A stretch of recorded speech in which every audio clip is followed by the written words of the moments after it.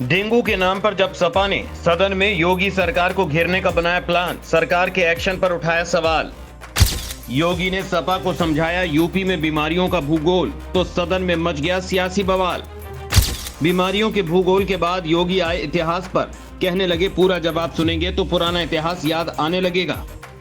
इस बार विधानसभा के सत्र में सपा के सर्वेसर्वा अखिलेश यादव और उनके विधायकों ने सीएम योगी और उनकी सरकार को घेरने के लिए कानून व्यवस्था का सहारा नहीं लिया। इस बार अखिलेश एंड टीम के निशाने पर यूपी की स्वास्थ्य व्यवस्था रही।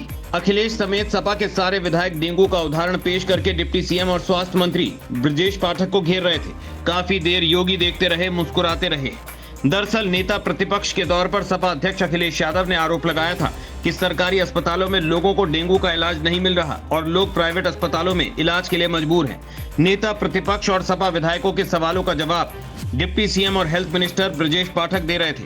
विपक्षी विधायकों के शोर शराबे के बीच सीएम योगी खड़े हुए और उन्होंने चुन चुनकर सारे आरोपों का जवाब दिया।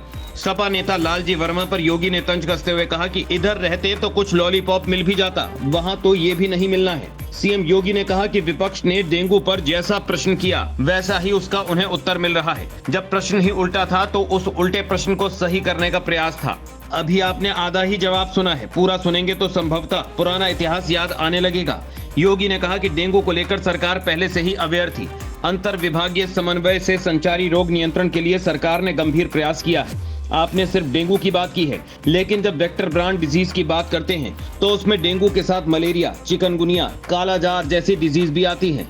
इन सभी से संबंधित वेक्टर ब्रांड डिजीज हो या फिर वाटर ब्रांड डिजीज हो, इनके उपचार के लिए सरकार के स्तर पर एक समन्वित प्रयास किया गया है। उस समन्वित प्रयास के माध्यम से ही संचारी रोग नियंत्रण के लिए एक विशेष अभियान को वर्ष में 3 बार चलाया जाता है। पिछले 15 दिन अवेयरनेस के साथ साथ अंतर विभागीय समन्वय से स्वास्थ्य विभाग नोडल विभाग होने के नाते सभी अन्य विभागों के समन्वय से इन कार्यक्रमों को नियंत्रित करता है।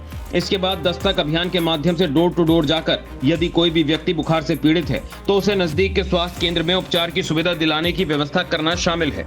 इसके बाद सीएम योगी ने विपक्ष को यूपी में बीमारियों के भूगोल को समझाया। सीएम योगी ने यूपी में क्षेत्रवार बीमारियों का जिक्र करते हुए कहा कि उत्तर प्रदेश 25 करोड़ की आबादी का राज्य है और स्वाभाविक रूप से अलग अलग क्लाइमेटिक जोन होने के नाते अलग अलग क्षेत्र में अलग अलग बीमारियां देखने को मिलती हैं। जैसे आप ईस्टर्न यूपी से चलकर नेपाल की तराई से लेकर सहारनपुर तक देखेंगे तो इंसेफेलाइटिस से पूरा क्षेत्र प्रभावित था। अगर आप बरेली और बदायूं के आसपास के क्षेत्र को देखेंगे तो ये मलेरिया से ज्यादा संक्रमित रहता था।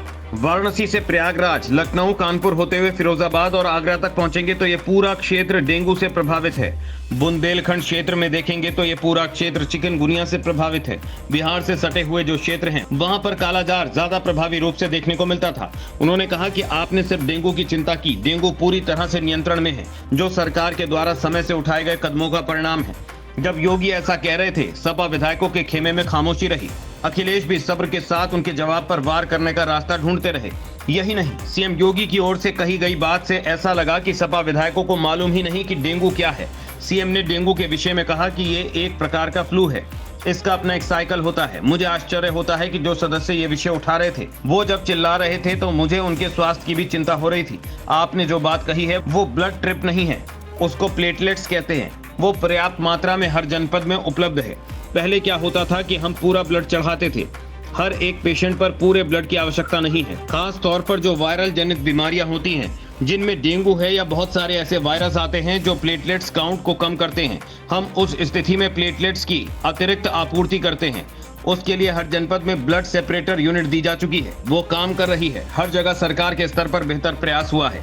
योगी ने डंके की चोट पर कहा कि यूपी के अंदर 10 करोड़ लोगों को आयुष्मान भारत और मुख्यमंत्री जन आरोग्य योजना के अंतर्गत 5 लाख रुपए सालाना स्वास्थ्य बीमा का कवर भी ये सरकार उपलब्ध करा रही है। पूरा सदन गवाह है कि हर माननीय सदस्य को सदन के द्वारा अपनी निधि से 25 लाख रुपए सालाना देने का अधिकार दिया गया है। यही नहीं, मुख्यमंत्री राहत कोष से हम चेहरा देखकर पैसा नहीं देते हैं। कोई भी व्यक्ति आवेदन करता है, उसकी जाति, उसका मत, उसका मजहब नहीं देखा जाता है। वो पीड़ित राज्य का नागरिक है, उसको प्रदेश में, देश में या दुनिया में कहीं भी स्वास्थ्य की अच्छी सुविधा मिलती है तो मुख्यमंत्री राहत कोष से भी हम पैसा देने में कोई कोताही नहीं करते। तमाम माननीय सदस्य, चाहे वो विपक्ष में बैठे हुए हैं या हर व्यक्ति, ये बात कह सकता है कि उनके प्रस्ताव आते हैं और बिना किसी भेदभाव के हमने उसके लिए भी धनराशि उपलब्ध कराई है। योगी ने अंत में फिर अखिलेश यादव और सपा पर हमला करते हुए कहा कि समस्या इस बात की नहीं है कि हम समस्या के समाधान की ओर जाएं। समस्या केवल हर मुद्दे का राजनीतिकरण करके समाज में अव्यवस्था पैदा करना है। लोगों में असंतोष पैदा करने का जो कुत्सित प्रयास किया जाता है वो तो कोरोना कालखंड में भी लोगों ने देख लिया था, जब आप लोगों को बहका रहे थे कि वैक्सीन मत लगवाना, ये तो मोदी वैक्सीन है। परिणाम क्या है? मोदी जी के शासनकाल में उनके मार्गदर्शन में हमारे वैज्ञानिकों द्वारा बनाई गई दोनों वैक्सीन दुनिया की सबसे प्रभावी वैक्सीन है। दुनिया के तमाम देशों में कोरोना महामारी के मामले बढ़ते हुए दिखाई दे रहे हैं। भारत और उत्तर प्रदेश में कोरोना कंट्रोल में है। प्रदेश में कहीं कोई समस्या नहीं है। सरकार आपके द्वारा उठाए गए मुद्दों पर पूरी तरह सतर्क है। अब तो वैसे भी डेंगू के मामले समाप्ति की ओर हैं। इसके बाद अंत में सीएम योगी ने पूर्व चिकित्सा शिक्षा मंत्री पर कटाक्ष करते हुए कहा कि काफी समय हो गया है मंत्री पद से हटे हुए, तो आप भूल गए होंगे, तो आपके संज्ञान में लाने के लिए ये जानकारी दी गई है। इधर होते तो हो सकता है कि कुछ लॉलीपॉप मिल भी जाता, लेकिन वहां रहकर आपको कभी नहीं मिलना है।